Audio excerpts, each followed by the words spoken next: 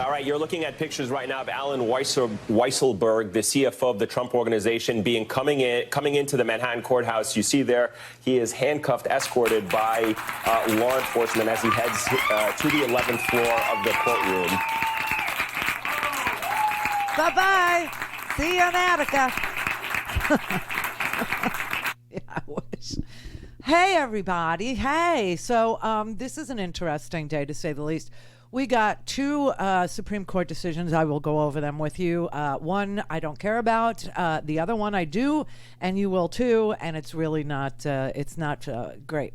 The breaking news now. The news that is just getting described is the indictment of the Trump Organization. The indictment of Allen Weisselberg, the CFO, as well. So this indictment is pretty amazing. It's got 15 felony counts. Yes, I said that. 15 felony counts. We were all wondering if, there would be some sort of a RICO violation, meaning that this was a racketeering, influence, corrupt organization. Well, so far, it looks like that is where this goes, because one of the counts is a scheme to defraud, conspiracy, criminal tax fraud, offering a false instrument for filing taxes, and falsifying business records over a period of 15 years. Oh, my God. And, of course, their attorneys, meaning, the Trump attorneys, they're all going to stand there and say, well, they didn't indict Trump. They didn't indict Trump. That's because they don't have intent yet. And, of course, we went over this. Civil liability, civil penalties become criminal charges once you have that all-important ingredient, intent. And that's why Allen Weisselberg went first. That's why they focused on him first, because he knows what Donald Trump intended to do with his company. He knows whether or not Donald Trump intended to defraud the government, intended to defraud, to file false forms, or if Donald Trump, didn't know, and Weisselberg just took it all upon himself to go ahead and commit tax fraud with the Trump Organization on the top line for 15 long years. That's why they went for Weisselberg first. Now, this indictment is unbelievable in that it's 15 felony counts, 15 criminal accusations. The attorneys for Trump are going to say, nobody ever gets charged for not claiming taxes on fringe benefits, but that is not what's in this indictment. This indictment does say that Weisselberg evaded $1.76 million in taxes over a period beginning in 2005, that he concealed for years that he actually lived in New York City, thereby avoiding paying city taxes. Yes, New York is one of the most expensive places to live. That is why I live here in Florida and not in New York any longer. Now, when I worked at Air America, I moved and lived in New York because I was born in Brooklyn and raised in Queens, and my that girl, Marlo Thomas dream, had nothing to do with St. Jude's, although now I'm a donor. What it has to do with is living in New York and walking past a window, a dressed window in New York, and seeing a mannequin and winking at it, and then messing up my hair as I moved to New York City. Yes, that and Sex and the City. I blame Sarah Jessica Parker and Marlo Thomas for all the taxes that I ended up paying when I moved to New York. What I learned working and living in New York was that not only do you pay federal taxes, but then you pay state taxes, and then you pay city taxes on top of it. So you can kiss goodbye about half of your income if you want to go to MoMA on the weekends, if you want to go to Broadway on a Monday afternoon, because that's what it's going to cost you. Anyway, he denied that he lived in New York, so he didn't pay city income taxes either. Of course, he pled not guilty, but the prosecutors have digital drives with grand jury testimony, bookkeeping records, tax records, statements of potential witnesses, and the tax records.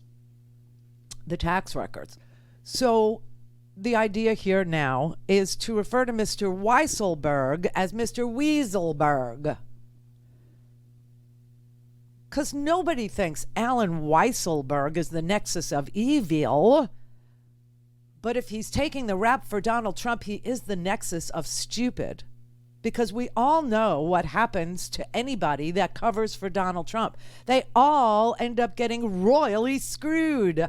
Why? Rudy can't practice law anymore.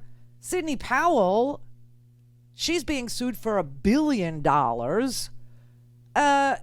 Rudy's being investigated for, foreign adventures on behalf of Donald Trump in Ukraine.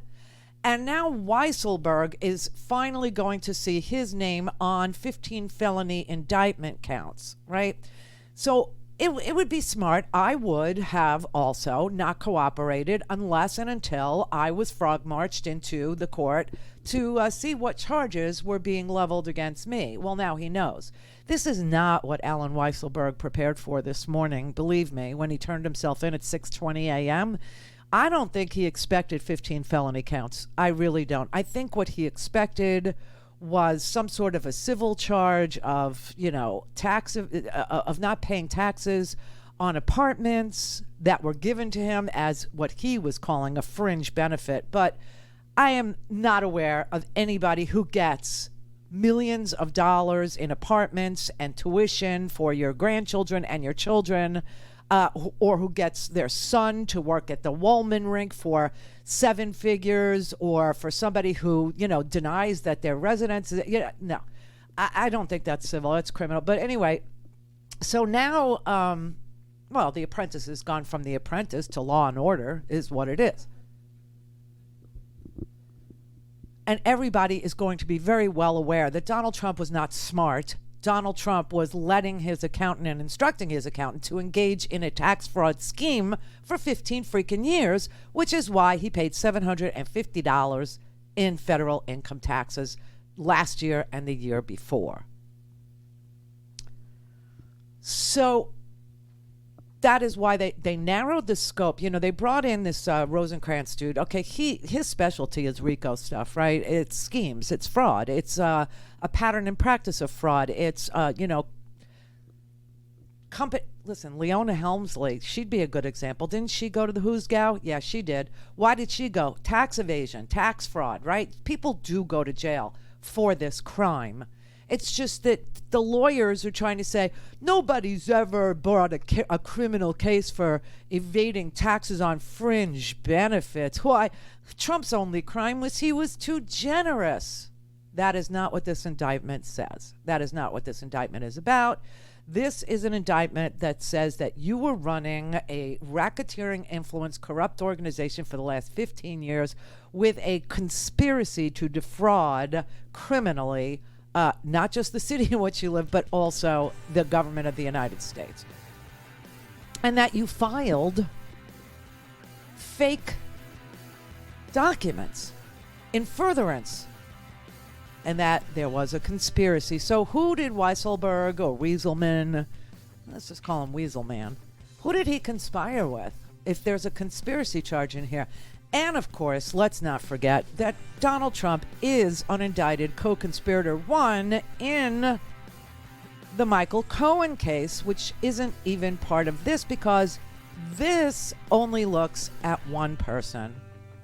And that's the CFO of the Trump Organization, Allen Weisselberg. He's 73 years old. Now, he could either come to the reality that he'll be pushing the library book trolley up and down the cells, or cooperate. Don't have time to listen to the live show?